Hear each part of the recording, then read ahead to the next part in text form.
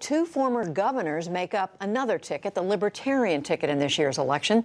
Gary Johnson of New Mexico and his running mate Bill Weld of Massachusetts. I spoke with Governor Weld a short time ago and began by asking if he sees a realistic path to the presidency for their ticket.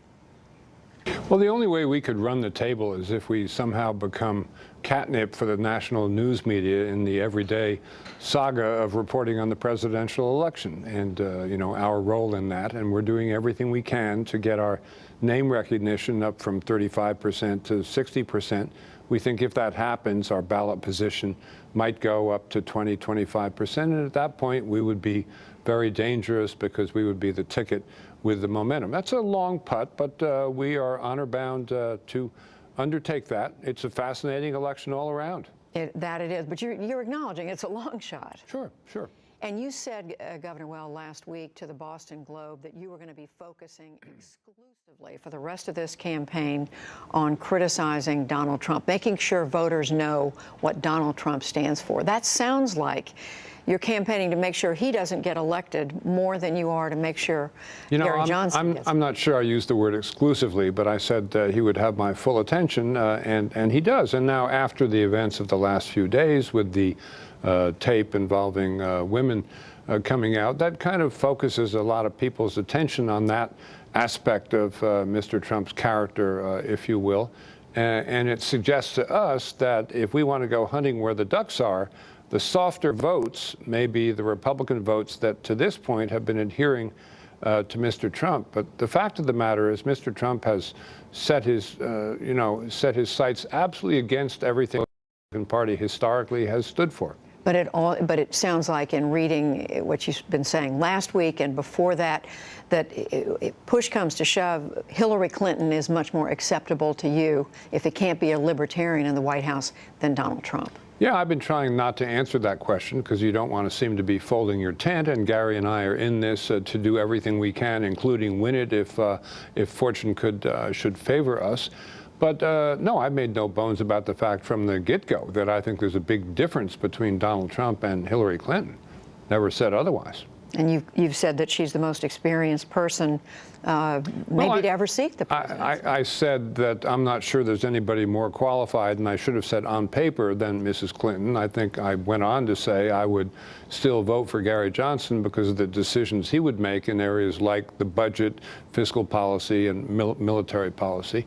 But yeah, she's certainly qualified after 8 years in the Senate and 4 years as Secretary of State. To suggest that she's not well qualified by position and background to be President of the United States is to misstate. Well, speaking of qualification, your running mate has gotten a lot of attention over the last few weeks with some misstatements about foreign policy, leading the experts to observe that either he was not prepared or just not knowledgeable about foreign policy. Did you talk to him after these incidents? Oh, sure. I mean, Gary feels terrible about making the fluffs because he feels he's let people down. But I know for a fact that when he didn't copy on the word Aleppo, it's aware that it was even a place name. He thought Mike Barnacle was asking him about some acronym. And, at the end of the day, prior to that incident, he had been very knowledgeably conversing about Syria policy and pretty much nailed it. I thought too many rebel groups, watch out and intended consequences. We have to do a ceasefire with the Russians. And then that's exactly what happened. And of course, it blew up because of the bombings. The Boston Globe also reported last week, Governor Weld, that you talked about wanting to be in a position to rebuild your former home, the Republican Party, after this election.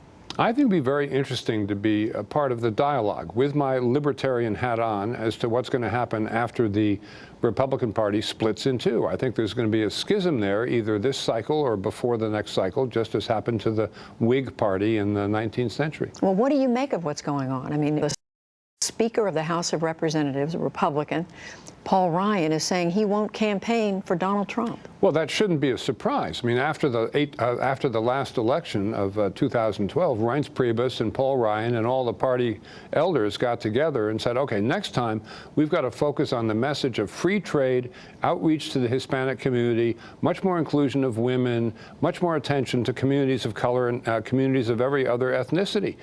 How much of that has Donald Trump done? Nothing. He's done 180 degrees the opposite. Well, what do you think happens to the Republican Party if Donald Trump I think the Trump wing goes the way of the Know-Nothing Party of the 1850s, which, like the Trump wing, was founded on anti-immigrant fervor or prejudice and conspiracy theories and violent rallies. It looks like a carbon copy of the old Know-Nothing Party. What the interesting question is, what happens to the rest of the party? Can it kind of come to its senses and rally and elect Abraham Lincoln 3 years later, which is what happened when the Whigs split up? Well, whatever happens on Election Day, do you see this country coming together after this election? It's going to be tough, particularly with Mr. Trump threatening Mrs. Clinton with jail. I mean, I think she's enough of a big person so that she certainly would make an effort to have the country come together. I have no doubt of that. It might be a little bit harder to say you should go on bended knee to the Donald. I don't see that happening. But just last question, you're all out for the Libertarian ticket until Election Day? Yes, I am. I mean, I'll have comments on this and that. We may even rent a hall, but it's going to be a very interesting 4 weeks, and I think we will have an impact, and my hope is we'll have an impact on those Republican voters and be able to peel them away from Mr. Trump.